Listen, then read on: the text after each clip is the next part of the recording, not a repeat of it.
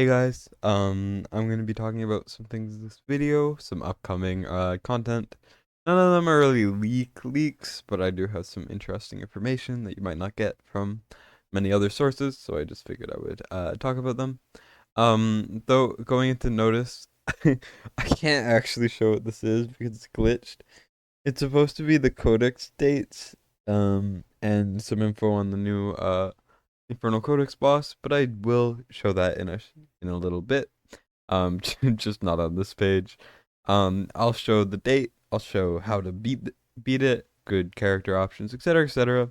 But first, I just kind of wanted to quickly go over the future updates. This stuff I already talked about in a previous video, but you guys might not have seen it, so I'm just gonna go over it again, just pretty quickly. First of all, there's a new mount, Nemesis, added to Void Rift. The way this is gonna work is basically like a skin for your horse, which is pretty cool. And you get fragments from going through Void Rift. Normally, I'm pretty sure it's only Nightmare Void Rift. And then you get the fragments. You can assemble the horse, and then the horse actually has a special ability where you can actually instantly clear stages.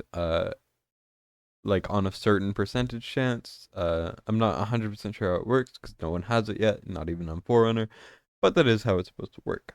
And then there's background fight and friendly face off. Background fight, basically, the way it works is when you're fighting, you're able to exit out while it's still going in the background, hence the background fight. And then you're able to do stuff like you could gear cleanse, you could re-gear heroes, you could summon, etc., etc., etc., etc. Basically anything but doing another fight. Okay, so that's a really good feature. It'll definitely cut down a little bit on time, and I'll give you something to do while you wait. And then we have friendly face off, which is the thing I'm most excited for. Aside from the legendary fusion, which will be coming very soon, which I will also talk about shortly. But yeah, so we have friendly face off. Basically, your friends and your guild members, you can just fight them in either arena mode or guild war mode. So it'll be really, really good to practice your guild v guild attacking and defending. It'll also help with figuring out your arena teams or just flexing on your friends. Whatever it is, I think it's pretty cool.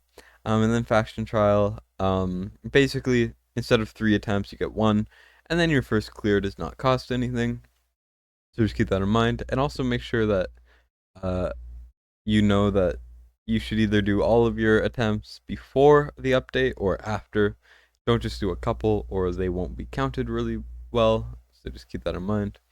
But anyways, I'm gonna move on to the Discord server, which had the announcements, which I kind of wanted to talk about like the Infernal Codex boss and the new fusions. So now we're here on the official Discord server. I'm not sure if you guys want a video on like uh why you should join the Discord because you can get a lot of free gems. There's a lot of ways. I'm pretty active on there if you ever want to talk to me. Um I just kind of hang out because I live and breathe this game. Like I don't know why I'm so addicted, but I am. But that's besides the point. Basically this is the artwork for the content or whatever. Um, we have some information on the new boss, and I will get to the other things very shortly. But I did want to talk about this boss pretty briefly. First of all, it's coming on the 3rd. I mean the 8th of next month, so the 8th of March. But this is when this boss is coming, which will replace the Lord of Styx. So Infernal Codex should be coming out around the 4th, maybe like 3rd to 5th, sometime then is when it should be coming out. So we should have the Conquerors, which we've had every single time for some reason, and then we should have the tank one, and then the Boreas one.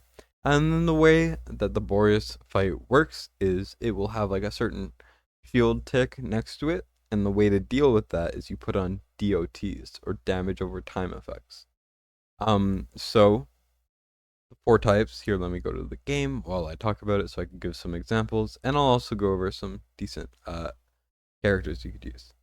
So here we are. So the main 4 debuffs, or damage over times, I mean, are bleed. Bleed is something that mostly Salazar, Vladoff, and Komodo have. I'm not sure if there's any others, but those are the ones I know. And then we have Burning. Burning is something that is probably the most common one. You can get it from Zilladu, Arrogance, Lust if she's bonded, etc., etc. So that one's pretty easy to get. And then the other one that's pretty easy to get is here. Let me find them. We got Cuke. So there is a new epic Poisoner coming out, so she might be a bit better, but I'm not sure when she's coming out or if she'll even be around at the time of the Codex launching. But Cuke is Poison, so Poison is also pretty good. You can stack it, etc., etc. He's pretty solid. But the last one, which is really good, which is what I think will be the meta at the very, very top, is Praetus. Well, not Praetus specifically, but basically the Arbiters have something called Radiant Erosion, which also counts as a damage over time effect. So this is one of the 4. Most people will not have access to this one unless you want to use Alistair. Just keep that in mind. If you don't have Alistair, you have to basically use Salazar or Vladov. I don't think Komodo's good enough with his uptime to be justified, but just keep that in mind that Praetus will be overpowered. Though the team that I can foresee being pretty popular is a Nightmare team. Just to put it simply, I think Nightmare team is the best, just from very, very limited info. The clips I've seen from Forerunner, which actually tells me a lot about the fight. I will link the person I watched it from down below if you want to check it out. But the team they were using was Salazar and Arrogance, and then obviously like Torador and some other DPS. They were using Deimos, but I think Lust might be very, very strong. So just keep that in mind that since Nightmare has 2 units here, and there are quite a few ground spots open on the map. I can't really show it. If I can, I'll put it on the screen, but I really doubt that I will.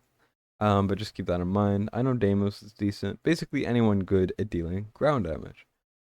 So those are all pretty good, I'm pretty sure, but I guess we'll figure it out once it drops. Though, going back to here, we have background fights like I talked about before, friendly face-off I talked about before, but we have the new legendary hero. I don't remember what his name is. I know it starts with like a K, but he is a defender, he's legendary, and he's a free fusion hero.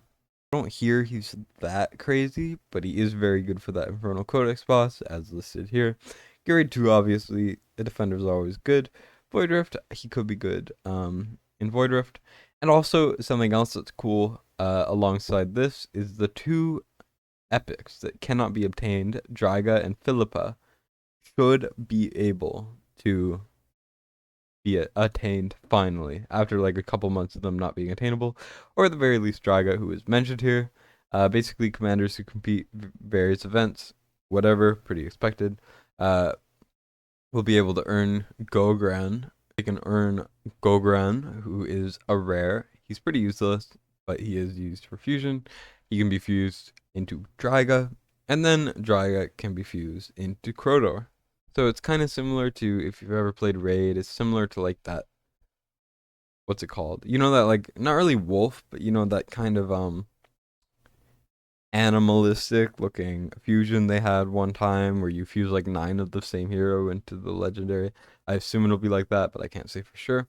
Anyways, Crowdor, if you've seen my All Heroes on Forerunner and not on Global video, you know how he works. But basically, he gets extra block, he has defense, and he's just a solid tank. I don't think there's too much to talk about. I think he's just pretty basic.